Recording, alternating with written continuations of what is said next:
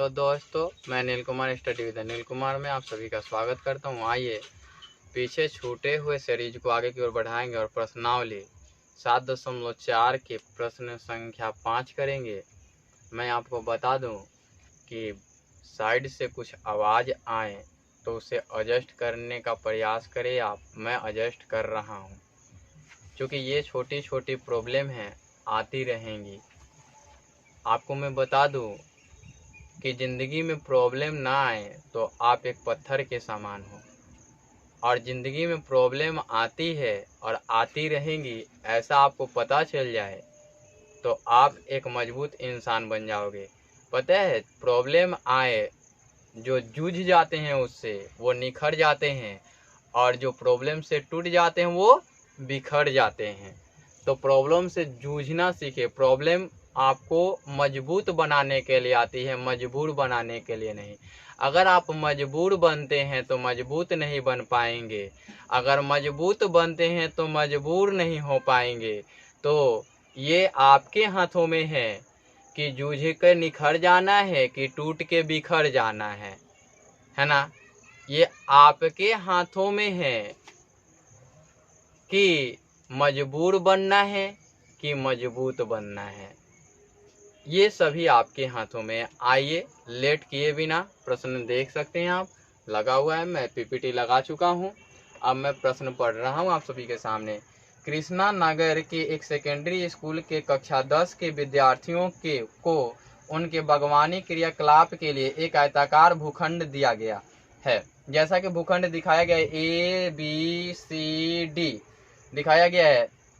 उसके बाद दिया गया है गुलमोहर का पौधा। देखिए, शुरुआती बिंदु पे एक गुलमोहर का पौधा लगाया है 1 मीटर की दूरी पर। गुलमोहर का पौध लिखा हुआ है। पौध को परस्पर 1 मीटर की दूरी पर पौधा लिखना चाहिए ना, पौधे लिखना चाहिए। परस्पर 1 मीटर की दूरी पर इस भूखंड की परिसीमा यानी बाउंड्री पर चारों तरफ, है ना, लगाया जाता है। इस भूखंड के अंदर एक त्रिभुजाकार घास लगा हुआ लॉन है। मतलब कि एक लॉन मतलब आकृति बना हुआ है, जैसा कि आकृति 7.14 में दर्शाया गया है। विद्यार्थियों को भूखंड के शेष भाग में फूलों के पौधे के बीज बनाने हैं, है ना। तो वो चीज छोड़ देना है, ये फूलों का बीज, ये कहानी दी गई है। प्रश्न 1 दिया हुआ है, ए को मूल बिंदु मानते हुए त्रिभुज के शीर्षों के निर्देशांक ज्ञात कीजिए।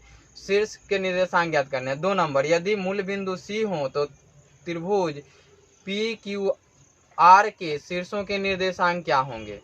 2 चीज हो गए। साथ ही उपरोक्त दोनों स्थितियों में त्रिभुजों के क्षेत्रफल ज्ञात कीजिए। आप क्या देखते हैं, है ना। तो आइए देखते हैं। प्रश्न 5 है और मैंने लिखा हल।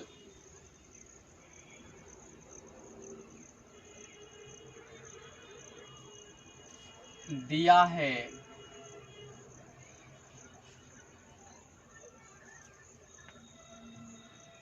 आकृति का नाम क्या है। आकृति का नाम है 7.14 में। मैं आपको बता दूं कि ये दिया हुआ है। फिर दिया हुआ है कि ए को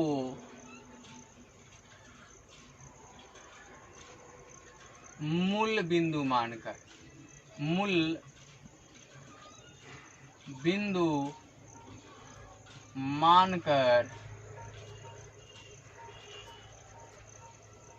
त्रिभुज के शीर्षों के निर्देशांक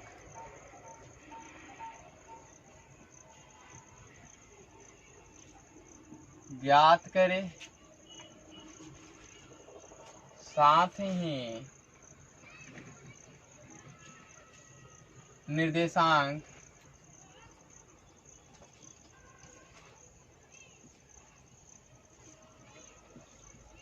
होंगे बराबर व्हाट। क्या होंगे निर्देशांक, ये बताना है। अब दिया हुआ है बी को मूल बिंदु मानकर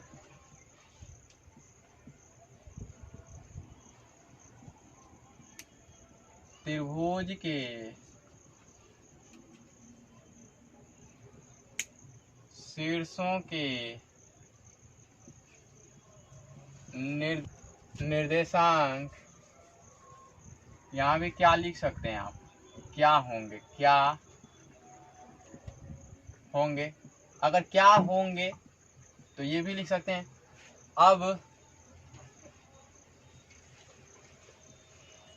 दोनों स्थितियों में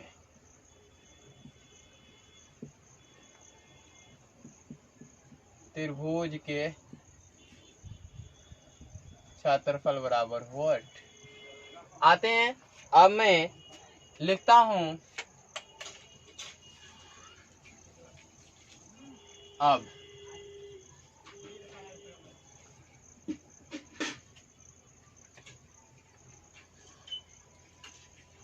त्रिभुज ए को मूल बिंदु ए को मूल बिंदु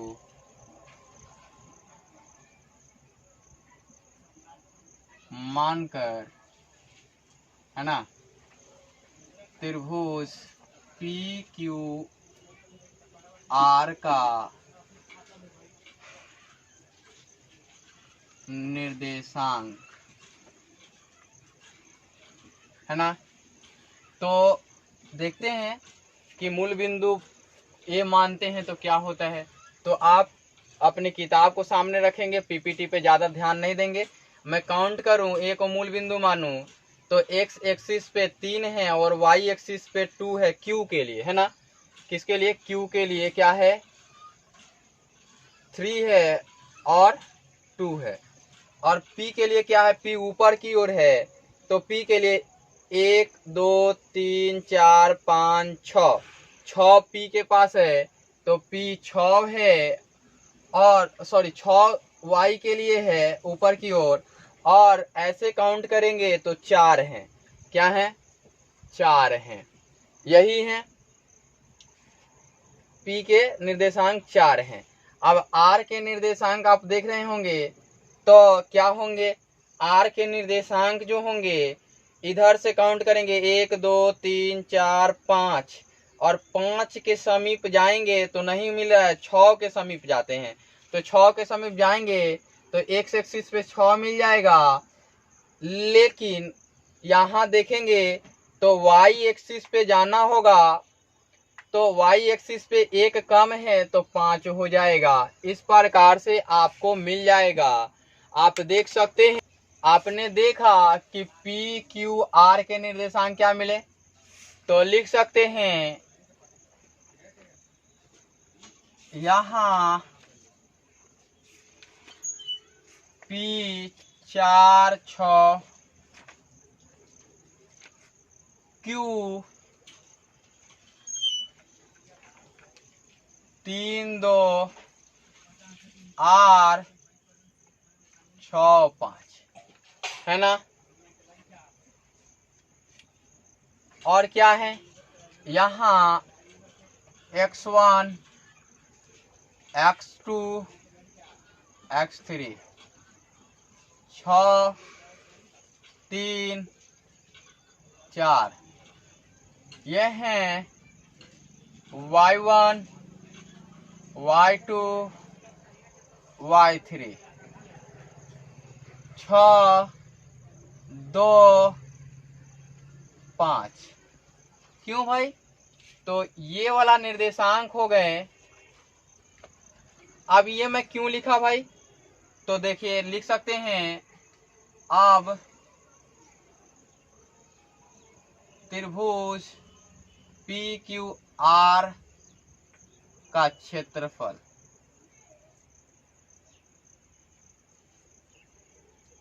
है ना। यहां लिख सकते हैं इसके लिए, क्योंकि ये फिर से लिखा गया है। मैंने ये बाद में क्यों लिखा? ताकि ये समझ में आए कि इतना तो आंसर पहले देने थे, अब ये देने हैं तो क्षेत्रफल के लिए चलेंगे तो लिखेंगे यहाँ ये वाला पार्ट हो गया, तो त्रिभुज या त्रिभुज का क्षेत्रफल नहीं करके यहाँ लिखेंगे त्रिभुज पी क्यू आर में, क्या लिख देंगे में, यहां करके लिख लेंगे। अब लिखेंगे त्रिभुज पी क्यू आर का क्षेत्रफल। काफी तरीके से आप ये लैंग्वेज लिख सकते हैं और आप कर सकते हैं। मैं क्षेत्रफल लिखूं तो आप सभी जानते हैं मैं लिखता हूं इसको हमेशा से half into mod of x1 y2 minus y3, इसको लिखता हूं मैं x2 y3 minus y1 plus x3 y1 minus y2, फिर मॉड ऑफ लिखते हैं। आपको दिख रहा होगा। अब मैं यहाँ लिख सकता हूँ, विजिबल तो है जी? नहीं है तो आइए इधर लिखता हूँ, मैं पीपीटी हटा दूंगा ताकि आपको दिखाई दे। मैं ऊपर से लिख रहा हूँ, एकदम ऊपर से। यहाँ से लिखूं मैं तो आपको मैं बताऊं कि इक्वल टू दे के लिखूं या नहीं दूं इधर से तो हो जाएंगे हाफ ऑफ, फिर मॉड ऑफ x1 का मान कितना है 4 है, और x2 y2 का मान कितना है 2 है, 2 है तो 2 लिखा हमने, और कितना है -5 लिख दूंगा, और आप देख रहे हैं यहाँ फिर क्या लिखेंगे x2 का मान 3 है और y3 का मान कितना है 5 है, और y1 का मान कितना है 6 है। फिर यहाँ मैं आपको दिख रहा है यहाँ x3 कितना है 6 है, और मैं ब्रैकेट बंद करके लिखूं y1 कितना है 6 है, और ये कितना है 2 है, और मॉड ऑफ बंद कर दूं मैं। फिर लिखूं मैं हाफ ऑफ लिख दूं, यहाँ लिखूं तो यहाँ -3 यानी कि -12 हो जाएंगे, यहाँ से करूं तो -3 हो जाएंगे, यहाँ से करूं तो यहाँ से 24 हो जाएंगे ना, क्योंकि यहाँ 6 हैं और यहाँ 2 हैं तो सब्ट्रैक्ट करेंगे तो 4 आएंगे, और 6 × 4 = 24। अब आप देख सकते हैं कि ये वाले पार्ट जो होंगे मैं इधर से लिखूं ताकि लिखने में दिक्कत ना हो। हाफ ऑफ यहाँ से -15 होंगे, ये 24 में इधर लिख दूं और -15 इधर लिख दूं मैं, और लिखूं तो क्या लिख सकता हूँ इसको = हाफ ऑफ मॉड ऑफ 9 यानी कि 9/2 वर्ग इकाई होंगे। ये आंसर्स होंगे 1 नंबर के लिए, है ना, 1 नंबर के लिए। अब मैं लिखूं फिर यानी कि 2 नंबर के लिए C को मूल बिंदु मानकर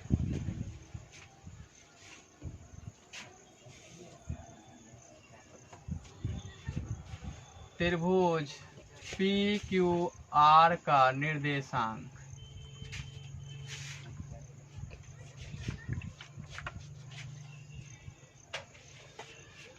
अब आते हैं, देखते हैं। मैं बुक ले लूं, पीपीटी हटा दिया हूं, आप भी बुक रखेंगे सामने। यहाँ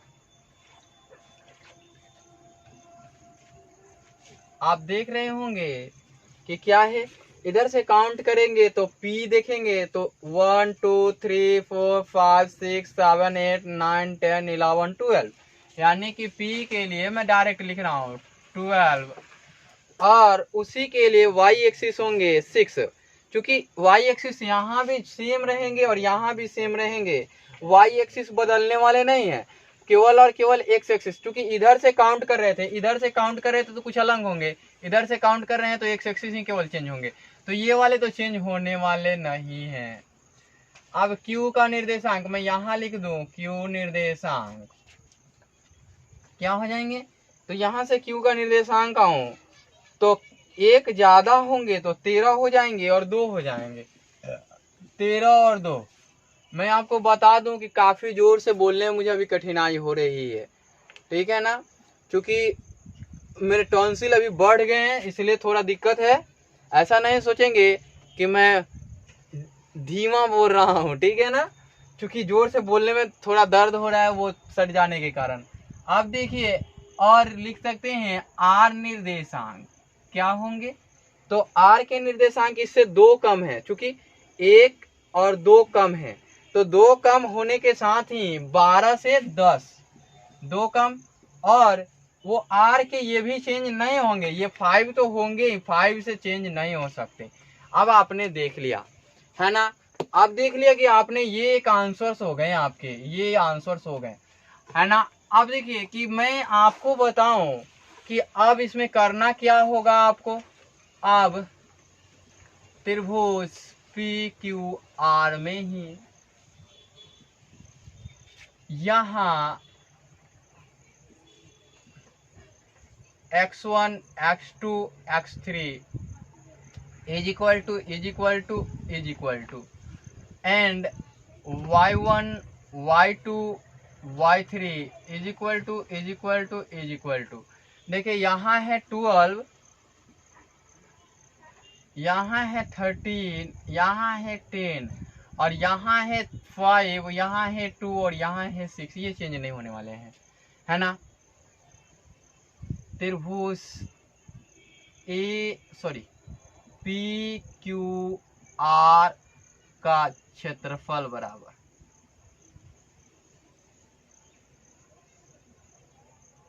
half of mod of x1 into y2 minus y3 plus x2 plus x3 मैं पहले ही लिख ले रहा हूँ, यहाँ ऐसे कर दूं और यहाँ लिख दूं y3 माइनस y1, यहाँ मैं लिख दूं y1 माइनस y2 और पुनः देखिए यहाँ पे ब्रैकेट बंद और मॉड ऑफ लिख दिया हूँ, दिख नहीं रहा होगा, चलिए कोई बात नहीं, मैं थोड़ा इधर से लिखूँ। Half of mod of x1 का मान 12 है और इसका मान y2 का मान कितना है, y2 का मान दिया हुआ है 2 माइनस 5, है ना, ये वाला तो चेंज नहीं होने वाला, प्लस ये x2 का मान कितना है 13 है और इसका मान कितना है 5 माइनस 6 है और प्लस x3 का मान कितना है 10 है और y1 का मान कितना है 6 है और माइनस 2 है, ब्रैकेट बंद मॉड ऑफ। अब देखिए कि हाफ ऑफ यहाँ करेंगे मॉड ऑफ, ये जाएगा तो माइनस 36 होगा, है ना, ये जाएगा तो माइनस 13 होगा और यहाँ से करेंगे तो 4 40 हो जाएंगे, मॉड ऑफ हो जाएंगे। यहाँ से करूँ मैं तो हाफ ऑफ यहाँ से 40 माइनस 49 हो जाएंगे, क्योंकि 3 6 9 3 1 4, यहाँ half of mod of minus 9, सो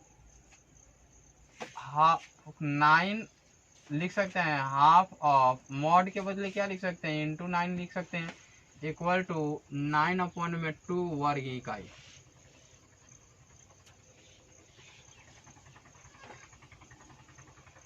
देखिए ये सभी तरह के आंसर्स हुए। एक बार मैं नीचे देख लूं, कहते हैं कि त्रिभुज के क्षेत्रफल ज्ञात कीजिए, क्या आप क्या देखते हैं, तो आप देखेंगे कि चाहे दोनों तरह से आंसर्स निकले, है ना, दोनों स्थितियों में त्रिभुज के आंसर्स एक ही हैं, दोनों स्थितियों में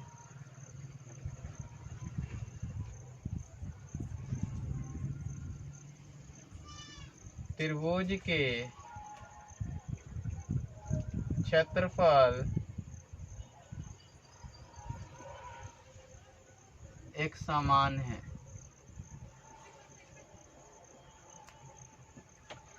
यही आपका आंसर होगा। आपने क्या देखा? इस प्रकार से आंसर होगा और आप कर सकते हैं आगे की प्रश्न। और मैं आगे दूसरा प्रश्न लेके आऊँगा, उसमें काफ़ी कुछ समझाने हैं। ठीक है ना।